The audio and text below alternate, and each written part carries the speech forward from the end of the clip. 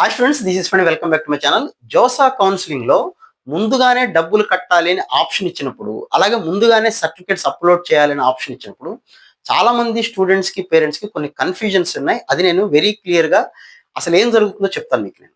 So జోసాలో డబ్బులు ఎందుకు ముందుగా కట్టమన్నారంటే లాస్ట్ ఇయర్ నుంచి మనకి ఫస్ట్ రౌండ్ అనేది 13వ తారీఖు రిలీజ్ అవుతుంది. 13వ తారీఖు నుంచి 26వ తారీఖు వరకు మనకి డబ్బులు కట్టుకోవడానికి అవకాశం అయితే ఉంది. అంటే 10 రోజుల పాటు టైం ఉంది.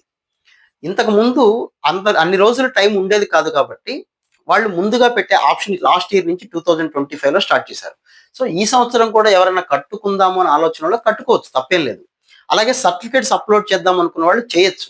కానీ ఇక్కడ ముఖ్యమైన విషయం ఏంటంటే, మీరు డబ్బులు కట్టినంత మాత్రాన, సర్టిఫికేట్స్ అప్లోడ్ చేసినంత మాత్రాన అవి ఎవరు చూడరు, అసలు కౌంట్లోకే రావు. ఎప్పుడు చూస్తారు సర్టిఫికెట్లు అంటే, ఎప్పుడు వెరిఫై చేస్తారు అంటే ఫస్ట్ రౌండ్ సీటు వచ్చిన తరువాత లేదా మీకు ఎప్పుడు సీట్ వస్తుందో అప్పుడు.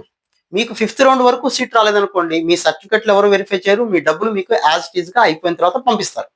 కొంతమంది కొన్ని అపోహలు ఉన్నాయి, అదే ఈ వీడియో. మొదటి అపోహ ఏంటంటే, నేను డబ్బులు కట్టేశాను కాబట్టి నాకు ఎక్కడో చోట సీట్ వస్తుంది అనేటువంటి ఒక అపనమ్మకం. అలా ఛాన్స్ ఉండదు. మీరు పెట్టుకున్న వెబ్ ఆప్షన్స్ ప్రకారం మీకు ర్యాంకుకి ఏదైనా సీట్ వస్తే వస్తుంది, అంతే తప్ప డబ్బులు కట్టారనో సర్టిఫికేట్స్ అప్లోడ్ చేశారనో సీట్ రాదు. రెండోది, ముందుగానే నేను సర్టిఫికేట్స్ అప్లోడ్ చేస్తే నా సర్టిఫికేట్స్ వెరిఫై చేసేస్తారు కదా తొందరగా అనుకున్నారు. సర్టిఫికేట్ వెరిఫికేషన్ అనేది ముందు చేయరండి. ఎవరు చేస్తారు, ఎప్పుడు చేస్తారు అంటే, సపోజ్ మీరు ఇప్పుడు సర్టిఫికేట్స్ అప్లోడ్ చేసిన ఫస్ట్ రౌండ్లో మీకు ఎన్ఐటి వరంగల్ సివిల్ వచ్చింది అనుకోండి, మీరు పెట్టిన సర్టిఫికేట్స్ ఎన్ఐటి వరంగల్ బ్రాంచ్కి వెళ్తాయి ఆన్లైన్లోనే.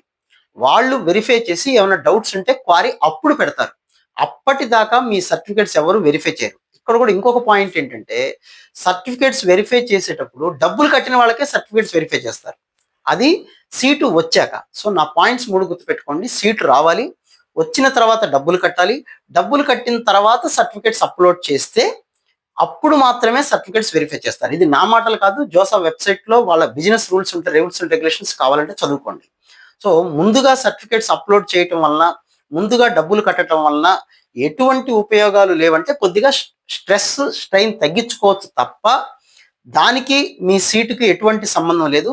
మీ సర్టిఫికేట్స్ వెరిఫై చేయాలి అంటే మీకు ఏదో ఒక రౌండ్లో, ఎప్పుడు ఏ రౌండ్లో సీట్ వస్తే అప్పుడే చూస్తారు.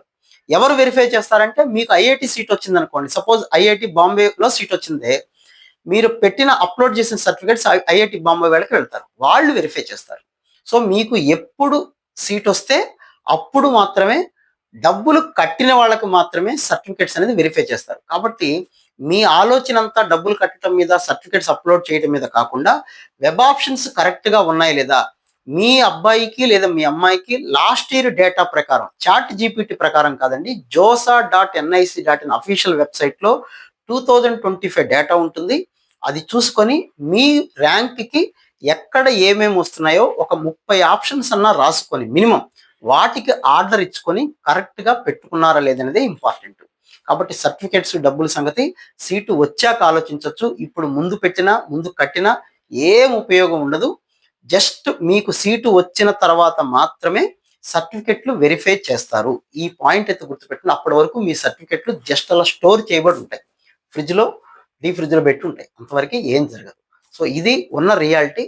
కాబట్టి స్టూడెంట్స్, పేరెంట్స్ మీ వెబ్ ఆప్షన్స్ని జాగ్రత్తగా 1కి 2 సార్లు చెక్ చేసుకోండి. Okay right, thank you.